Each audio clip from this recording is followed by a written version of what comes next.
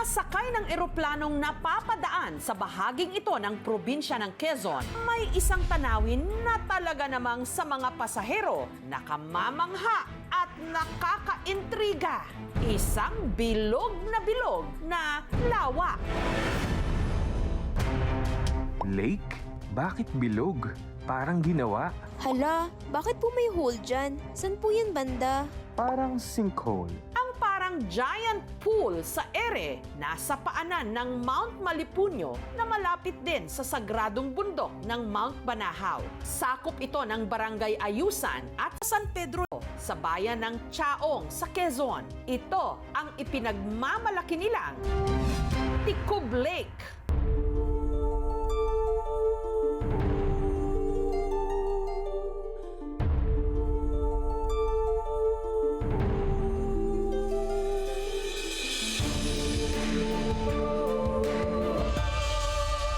Attractive po siya. Perfect po siya para sa mga tourist po na naghahanap ng relaxation. One of a kind, this is one of the hidden gem ni Chaong. Tinatayang may sukat na 50 hectares. Ang lalim nito, wala pa raw nakakasisid. Pero tinatayang nasa 75 meters o 246 feet.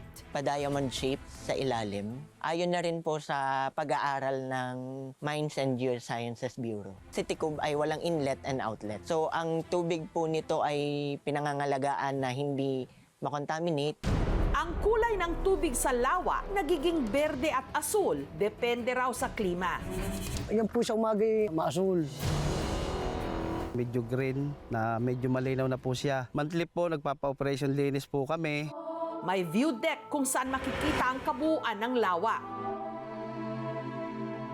Pero para sa mga turistang gusto itong makita ng malapitan mula sa itaas na bahagi ng kalsada, kinakailangang lumakad ng 10 hanggang 15 minutos pababa sa ginawa ritong hagdan. Nag-umpisa yung development nito way back 1980s to 1970s. Puntahan na talaga siya ng mga birdwatchers. Ang paligid kasi ng lawa, madalas ding tambayan ng mga ibong tagak at kanaway. Sagana rin ang ilalim ng kanilang katubigan. Dito nahuhuli ang nasa kalahating pulgada na laki ng hipon. Ito po ay pang-araw-araw naming hanap buhay. Malimit namin ditong gawin binayo at ginatan.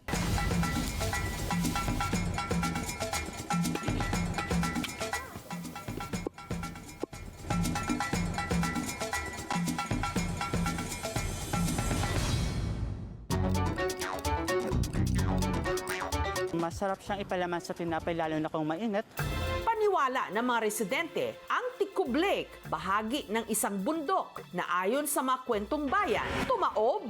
Kaya naman ito tinawag na Ticub, na ang ibig sabihin, tumaob o tumaklob. Noong unang panahon ay may mag-asawa. Hindi sila magkaanak. Pinangako nila na magkaanak-laan sila. Hindi nila patutungtungin ng lupa yung kanilang anak. Nagkaanak nga sila. Isang araw sila nagpunta sa bayan. Iniwanan nila yung kanilang anak. Tapos minanliligaw naman. Dinananahi yung dalaga. Ayun, ipinatak nung binata yung karayom. Pinakikisuyo doon sa nanliligaw. Ayaw ngayon simutin. Tapos sabi niya, ay kung ayaw mong kuhanin, ako na lang. Pagtapak niya sa lupa, bumuka na ang lupa. Itakbo sila, paikot. Noong dumating yung mga magulang niya, wala na, naging lawa na ito. Parang tumaob yung pinakabundok.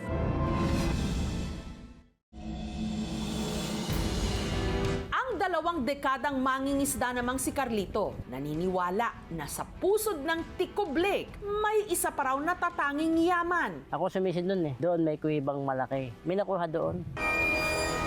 Isang kahon daw yun. May po sabing ginto daw yun. Pero nakita mo? Ay, hindi na kasi gabi na dinali na yun.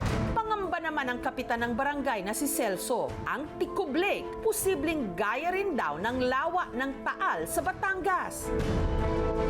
Sa tingin naman po natin, hugis bulkan po talaga.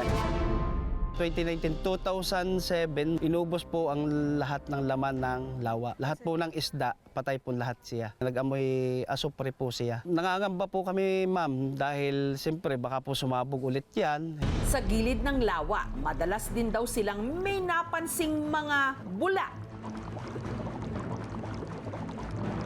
Sa umaga, pagdaan mo doon, may kerosene talaga. Meron daw pong mina ng langis dyan, ayon po sa kwento nung aking lolo. Hindi po natuloy yung pagmimina at dahil lang sabi, pag daw minina yan, aalsa ang tubig. Hindi po siya patable, pero hindi naman po ito makakaapekto sa mga isda na pwedeng kainin. Hindi po siya pwedeng inumin. Para masuri kung may katotohanan ba ang hinala ng mga residente na dati itong bulkan at kung posible ba talagang may deposito rito ng gas. Binisita ng mga kawani ng MENRO o ng Municipal Environment and Natural Resources Office ng Chaong ang lawa. Ito na po yung sinasabi po namin na bulabod na nag-aamoy gas po siya. Nakita natin na talaga na nagbabubbles at pag pumutok yung bubbles talaga maamoy natin na nag-aamoy petrol siya o nag-aamoy gas siya. Kung ihahalimbawa natin, para tayong naglagay ng gas doon sa ibabaw ng tubig, ang tanggapan ho ng MENRO ay nakikipag-ugnayan po sa iba't ibang sangay ng gobyerno na posible hong makatulong sa atin. Ang Lake Ticob, it is part of our volcanic. Meron tayong mga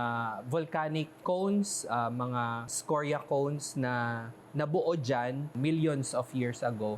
Nagkaroon tayo ng volcanism o kaya yung pag-angat ng mga magma mula sa ilalim ng lupa. So yung Lake Ticob is considered as volcanic crater lake. Nabubuo to pag nagkaroon tayo ng malaking pagsabog. At yung malaking pagsabog na to ay nagkikreate ng depression. Unti-unti itong napupuno ng tubig. It's an old volcano or an inactive volcano. Pwede pa rin mangyari na meron kang mga nag-i-escape na gases kasi nasa ilalim siya eh. It would take millions of years para maubos itong mga gases na to. So pwedeng yung mga bubbles na yon, mga residual na yon or mga panakanakang pag-akyat ng gases natin. Walang possibility na magkakaroon ka ng mga oil deposit within volcanic area. So far, wala pa tayo dito sa Philippines na na-classified na inactive na naging active siya. Lake Ticob naman is safe. Nagsisimula man ng dagsain ng mga turista ang Ticob Lake, paalala ng Tourism Office ng Chaong. Limitado pa sa ngayon ang magagawa rito. Panatilihin po natin yung kalinisan nung lawa at nung kapaligiran.